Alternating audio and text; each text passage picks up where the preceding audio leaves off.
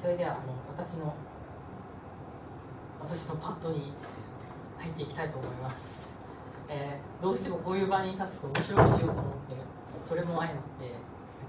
自分がこう笑う場所なんだけどなって思いながら誰も笑ってないともっとちょっと悲しくなったりするので、ここ笑い場所かなと思ったら失笑ぐらいはしていただけると嬉しいかなと思います。はい、じゃあまず私の自己紹介を始めたいと思います。名前は、先ほどご紹介していただいた通り、葛貫義和って言います。これフルネームです。結構みんなあだ名でここクズヌって書いてるんですけど、みんなもうそっちのクズヌしか知らないんで、明日の名前そういう分だとか結構知らない方が多かったり、クズヌキでさえ知らない方が多くて、しかも結構クズヌキって自分会ったことないし、周りの人も結構初めて会うっていう人が多いみたいで、結構栃木県の佐野の方にいるみたいなんですけど、全然佐野なんて行ったことないのでちょっと行ってみたいなって思ったりもします。で、昔はもう本当にクズ抜きだったんで、あだ名今でこそクズヌってなってますけど、クズっていうあだ名で呼ばれてました。でそれをするとこれ高校生の時にクズって呼ばれてるんでクズでいいですよって部活の先輩とかに言ったら絶対無理絶対無理絶対嫌だっていうふうに悪い方に取られちゃうんですよね。どうしてもクズっていうなんかゴミのようなそういうようなのをどうしても感じちゃうみたいなので、じゃあ私が考えてあげるよって部活の先輩が考えてくれて、その時クズヌってつけてくれたんです。でも普段もその15年間ぐらいクズって呼ばれてたんで、何それ何それって思ったんですけど、もうここ10年ぐらいクズヌって言われてて、もうその呼ばれ方が大好きになってます。最近知り合った方は本当にみんなクズヌって呼んでくれて嬉しいなと思ってます。で、年齢は27歳で平成元年生まれです。平成元年ももうアラサーになってきました最近驚いたのが平成10年生まれが今年18歳17歳ぐらいっていう話を聞いて、本当に平成生まれだけど平成元年って若いのかなって思うんですけど、自分がこういう場所にいるからちょっと若く思える結構40代50代の方が近くに多いのですごい可愛がってもらえてラッキーかなと思います。で、趣味はちょっとこれ今日語る上で入れたんですけど、音楽シミュレーションゲームっていうゲームを趣味でやってます。でこれちなみに今でも全然時間があった時にはゲームセンターにやってます。で講師資格として先ほどご紹介いただきましたファッションテストファシリテーターと、あと馬場さんがやっていますセレンディピティ協会での、入門セレンディピティの認定講師として、資格をいただいています。入門講座をたまに行っています。で、下がちょっとした自分の自己紹介なんですけど、2005年のことですね。趣味であるその音楽シミュレーションゲームにて全国ランキング1位になりました。で、全国1位になったんですけど、ちょっとした自慢なんですけど、その時にご連絡いただいて、こんな感じで、これゲームの名前なのでディフィートって書いてあるんですけど、こんな感じで雑誌のインタビューしていただいて、それに載ったりなんかもしました、当時は。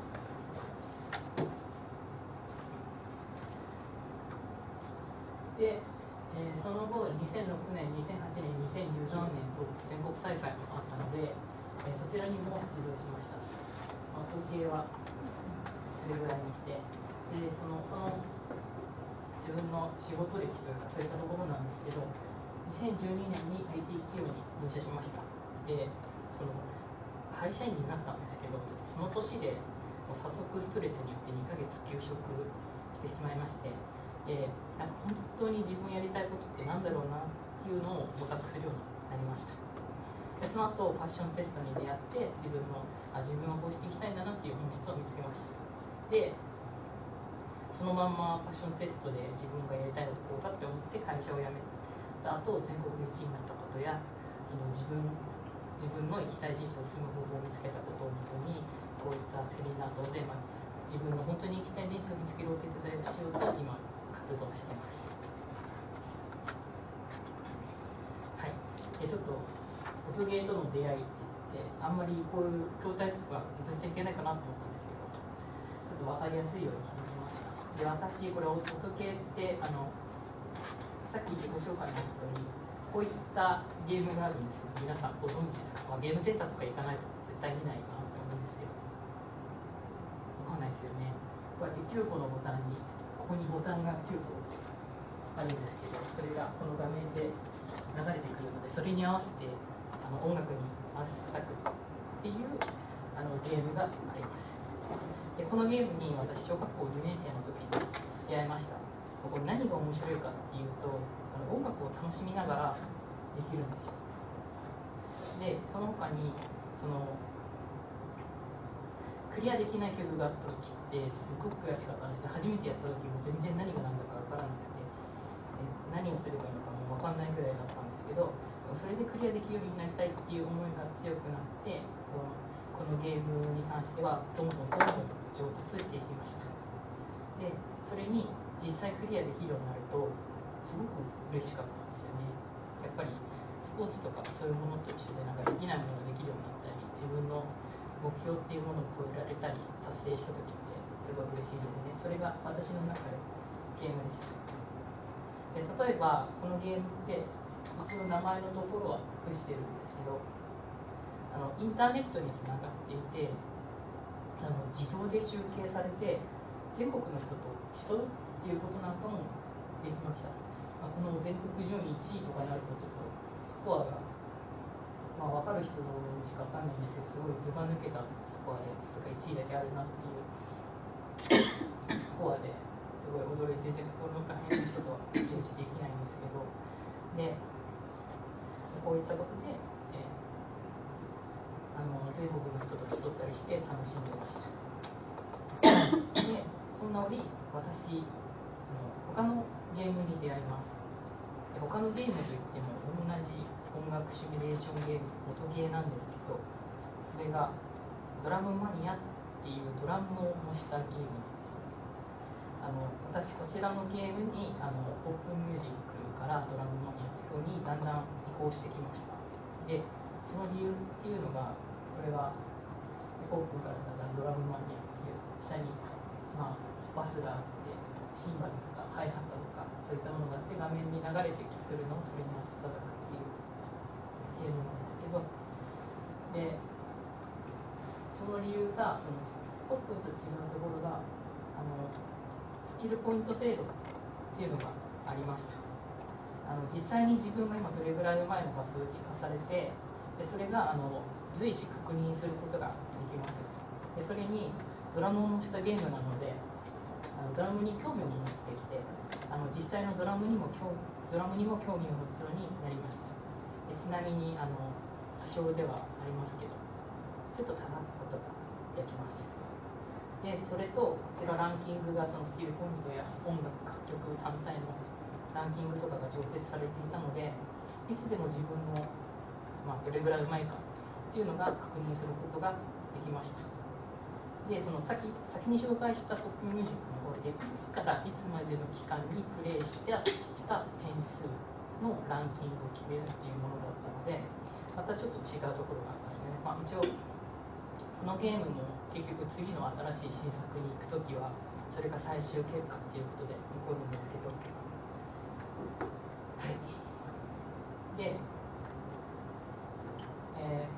でこのように私は高校を卒業するまでゲームばかりしていました。で学校生活はどうだったのかっていうと、自分としてはそこまでゲームの方がゲームとその趣味の友達がすごい楽しかったっていうのもあったんですけど、あまり楽しい生活じゃなかったと思ってます。で学校では自分を抑えて生活していました。おとなしくして騒ぐこともせず、するときはしますけどしないで真面目な生徒っていうふうに取られてました。ちょっと一回ちょっとした事件を起こしたときにすごく先生になると覚えているのが、クズ抜きみたいな真面目な生徒がこんなことするなんて俺には信じられないって言われた時に、やっぱり自分とが思っているのと見てる先生の印象って違うんだなっていうふうにその時はすごく思って、なぜかその時言われた言葉を覚えてます。で真面目でいれば先生に怒られることもない。でそう考えていながらも持ち物はよく忘れるし、宿題もめんどくさいって結局やらないで、翌日登校しては、先生に怒られるっていう部分も結構ありました。でテスト勉強が嫌いでそもそもできないんですよね、やり方が分からなくてなんですけど、テスト前でも平気で名線行ってました。結構自分の音ゲー仲間も同級生だったので、テスト期間になると、いやテスト勉強あるからっつって来なかったりしたんですけど、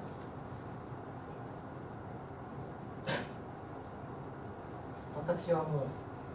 一人で行ってそれなりに遊んで家に帰っても、かといって家にいても全然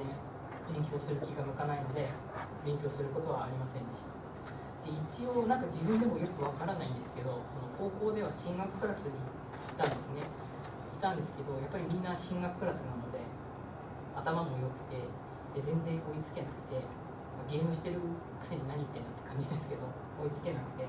順位が万年欠番でした。クラス進学クラスの中でしか順位が出ないので、その中でいつも欠番で、でもいつも欠番なのはちょっと自分よりも下の人がいるんだなっていうふうにちょっと不思議に思ったりもしてたんですけど、そういったことで勉強も全然やってませんでした。でクラスにも話が合う友達もいなくて、もうみんなから嫌われているのかなって思ってて、でクラスにいるのが苦痛でした。結構だから、幸い他のクラスに同じ音ゲーが趣味の人がいたので、休み時間は他のクラスに行ったり、あとは部室に行くと先生とかいたのでそちらに行って時間を過ごしたりしてました。と高校生活そう思っていたんですが、ちょっと一つだけ勘違いしていたことがありました。それは後に大学生になった時に同じ学校で幼稚園から仲良かった、幼稚園からずっと同じ小中高だった人がいるんですけど、その人とじゃあ久しぶりに飲みに行こうっつって飲みに行った時に、でも俺高校の時あんまりいい思い出ないんだよなっていうような会話をしたら、その友達からいや別に嫌われてたとかそういうこと全くないよ、あいつらよく一緒にいたやつらって話が合わないからそんな空気だったんだけど、だったから別に嫌ってたりとかそういうわけじゃなくて、別に話せば話そうとかそういったこともあったよっていうふうに言われました。友人から聞きました。でそんな学生生活だったので、私大学生になって自分は大学生活を絶対に謳歌しようって思いました。誰も知り合いのいない大学に入ろうってその時に決めました。で私栃木県出身なんですけど、栃木県の人って大体地元の大学に入る人が多いので、うちの学年で240-250人ぐらいいたんですけど、そこからもう80人ぐらい地元の大学に行ってる方もいて、でそれが文系だけで80人で、理系でも50-60人ぐらいそのまま、まるで附属高校かっていうぐらいたくさんの人がその大学に行くので、私絶対にそこの大学に行ったら人生変われないと思って、それでちょうど親がまた埼玉に転勤することになったので、じゃあ埼玉で大学探すわって言って大学を探して、で私文系なんですけど英文科の方に埼玉の大学で誰も知り合いのいないところに入りました。でそのおかげか大学生活はとても楽しくて満喫できたんですけど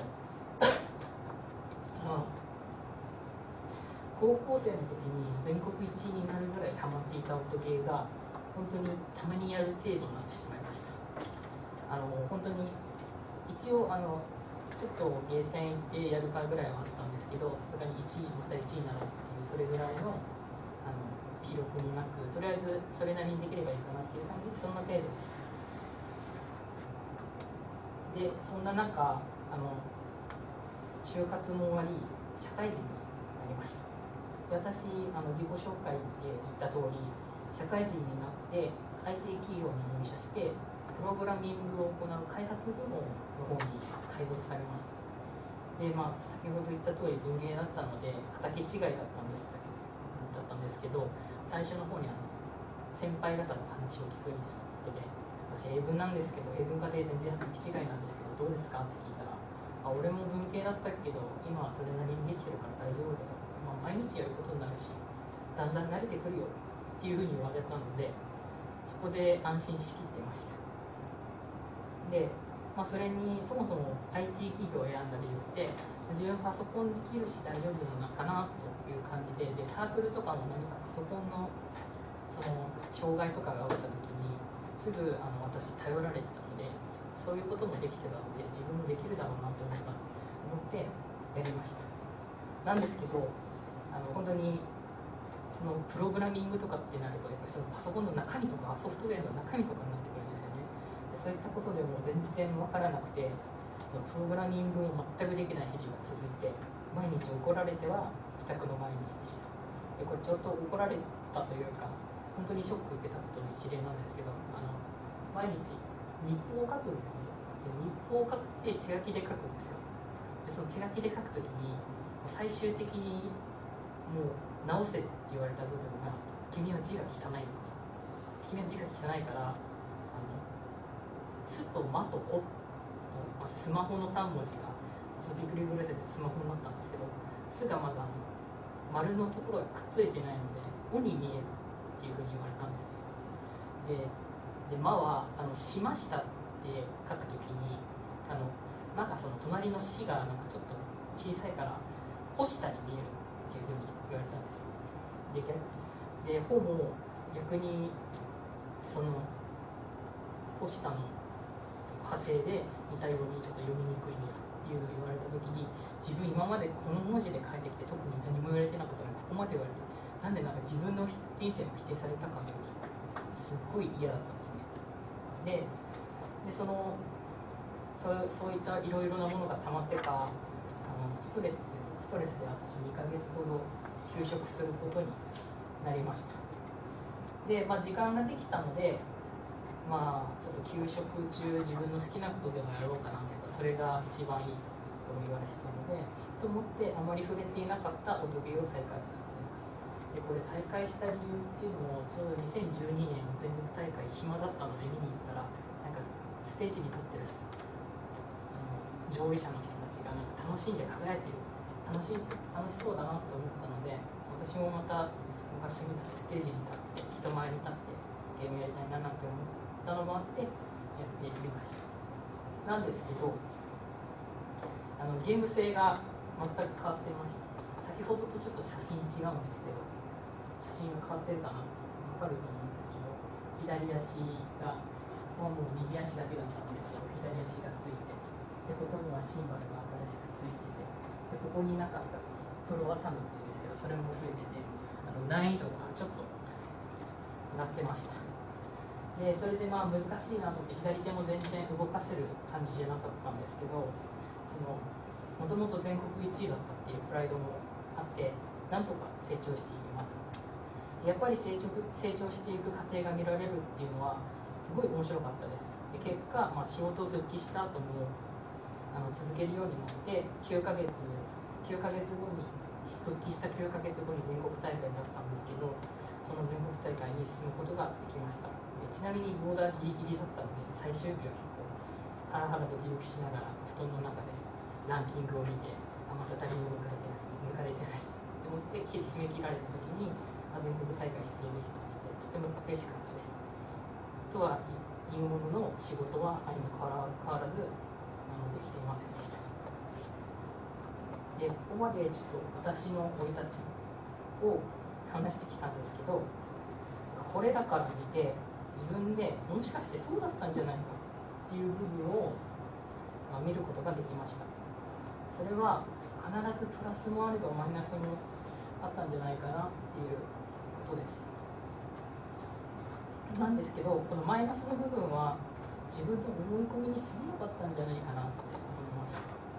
で、事実その久しぶりに友達に会った時もそれ自分の思い込みで別にみんなクズのこと嫌ってなかったよっていうふうに言っていただきましたし、でそれでそういった思い込みとかから全て自分が思った通りに人が運んでいるんじゃないかなと思ったのです。で、学校生活では真面目におとなしく生きていれば怒られずに済む。でも宿題とか忘れると怒られる。でもやらなかったからしょうがない。高校では自分は嫌われている。だから声をかけても楽しく話せないし、会話も合わないからコミュニケーションうまく取れないなって。で、このクラスにいるのが辛いからもう早く卒業してえななんて思ったりしてました。だってそんな中、外ではゲームを楽しんでて、自分自身をその趣味と一緒に生きていました。で、趣味のある仲間とゲーセンで集まってゲームして楽しむ。全国大会が開催された時も自分は全国1位の人間だからその絶対に予選突破して全国大会に出場するぞって。ちなみに2006年横浜ブリッツで行われて、2008年は中野サンプラザで行われました。ゲームなんですけど、私中野サンプラザステージに立っています。で、大学時代は大学生活を楽しもうって決めて、でそれでそう決めたからこそいろんな人に自分から声をかけたり、サークルに3つくらい入って楽しんだりしてました。で、その代わり自分の中から時計が消えて、それらの関わりはほとんどなくなってしまいました。で、全て自分が思っていた通りだったんだなって私は気づくことがそこでできました。で、思った通りだから、自分はもう自分の中でその枠があったんですね。自分は高校生になったら次は大学生になって、大学生になったら次は社会人になるんだ。で、そうやって世間一般通りかなの考え方を生きてきました。で、この社会人っていうのも、結構どういう社会人かって親がどういう会社に行ってるかで決まってきますよね。なんか親はもう机を並んだところでパソコンドンって置いてあって、その仕事をそう言ってスーツ着て会社行って、でなんかサービス業とかやってる人って高校生時代まで正社員とかいたけど、なんか店舗にいる人っていうイメージだったんで、そういう人たちを社員として見れなかったんですよ。なんでこの親の勤めてるところも見て、そういったところが自分の会社会人だっていうのがあったので、こういう会社がいいって考えて、で思った通りのそういった会社に入社することができました。なんでそこで私の思っていた人生が終わってしまったんですよ。その先の自分が全く見えなくなってしまったんです。入社前日なんかはもう自分がこの先どうすればいいのかっていうのが全然見えなくなってしまって、入社前日なんかはもう自分がこの先どうすればいいのか分からなくなって、もう朝起きたら死んでるんじゃないかと思うぐらい考え込んでしまって、それにちょうど出社前日っていうこともあって、もう4時ぐらいまで寝れませんでした。朝でちゃんと生きてて、起きてみれば普通にちゃんと生きてたので、会社にも初出社したんですけど、で私実際に社会人生活していて全くできない自分から、私はこの会社で生きていって昇給することはあるのかなって考えるんですけど、部長やそういった役職になれるのかなって考えた時に、それらはその今の時点で考えているので一切考えることができませんでした。でそこで自分はどうなりたいんだろうっていうことで悩んで、怒られてばかりの自分にストレスで休職することになり、その間に自己啓発に手を出すようになりました。で、大学生の時にやっぱりちょっと真面目な部分はあったので、4年生までに単位は全部取り切ってたので、すごく4年生全部卒論しかなかったので結構暇な時間があったので、脳科学を研究している人の方にハマっていました。でその自己啓発について脳科学で言ったらどういうことをしてるかっていうのを本で知りました。でそんな知識がもともとあってか、自己啓発を読んではこうするとこうなる、ああするとこうなるっていうことを読んでも詳しくは覚えてないんですけど、そうだね、それすることによって実際に自分がそうなれるように仕向けられてるよね。だなど本の内容を聞き入れることは全くしませんでした。その脳科学だとこうだっていうふうに思ってたのと、それに置き換えて、じゃあそうじゃなくてそうなるためにどうすればいいんだよっていうふうに思いながらいろんな本を読んでました。で結局のところこうすればいいを違う言葉で言い換えてるだけだよねと、そんなことは分かってるって受け入れてない自分がそこにいました。でそんな時にとうとう私に転機がやってきました。最初のファッションテストをやって変わったっていうことを言っていただけましたけど、私もとうとうファッションテストに出会いました。今までは自己啓発の本を読んだりしていただけなんですけど、値段の安さから実際にファッションテストのセミナーに行ってみることにしました。この会員の方だったらいくらになりますというのがあって、でそれに家から30分ぐらいのところだったので、よっしゃ行ってみようと思って、でそこにはいつもと違う自己啓発の内容がありました。今までは他人からのああすればいいこうすればいいだったんですけど、ファッションテストってあなたはどうしたいのかっていう自分自身に問いかけるものだったんですね。で全く衝撃を受けて、そのファッションテストのワークを受けた結果、ああそういえば昔から私これがしたいんだったなって、実際大学に行った理由も学校の先生になって教員免許取って学校の先生になりたいなっていうことで行ったはずだったんですけど、そんなこともすっかり忘れてて、でそういったことを思い出すことができました。でこのようにして私は自分のしたいことがこれだからそれをしようと考えて会社を退職してその道に進もうと決意しました。で私のしたいことってたくさんの人に自分の本当にやりたいことを見つけてもらって人生を楽しんでもらうことと、簡単に言えば教師みたいな存在っていうことなんですけど、それとあと自分の能力がたくさんの人の役に立つことということでした。ちょっと突然出てきて申し訳ないんですけど、私ストレスで休職するきっかけになった事件によってすいません、スピリチュアル的な能力が開花しまして、そちらについては、ちょっと気になる方は声をかけてみてください。名刺とかホームページとかですけど、っていうように私は今なりたい自分になるために日々歩んでいってます。で会社にいる時より自分でやることが多いので結構こじげることって多いんですけど、もし辞めずに会社にいたらどうなってるかなって考えると、やっぱりこれまでの経験が全部なくて、会社でなんかいろんなことしてるよりは今の自分の方がいいなって思えているので、今の状態がやっぱり自分に適しているのかないいのかななんて思います。で最後にまとめなんですけど、全ては自分の思い通りに動いている、実は自分の思いかもしれないっていう観点からそういった自分のパッションにいろんな人の人生を楽しんでもらうというのもあるので、あるセミナーを作成しました。それがマインドシナリオチェンジセミナーっていうものなんですけど、それは今ある不安を確認してそれを解決する方向に進もうっていうものです。でそして、何度か出たファッションテストっていう自分を知ることは自分で自分を確認するツールがいいっていうことで現状打破し未来に向かって進もうということで、このマインドシナリオチェンジ、自分が考えたセミナーとファッションテストをコラボした1日セミナーを今週の日曜日に品川で行おうと考えています。友人、ファッションテストファシリテーターの友人と一緒にやるとかも考えてます。で、気になった方はぜひ紹介と聞いていただければなと思います。それでは、最後に聞いてくださってありがとうございました。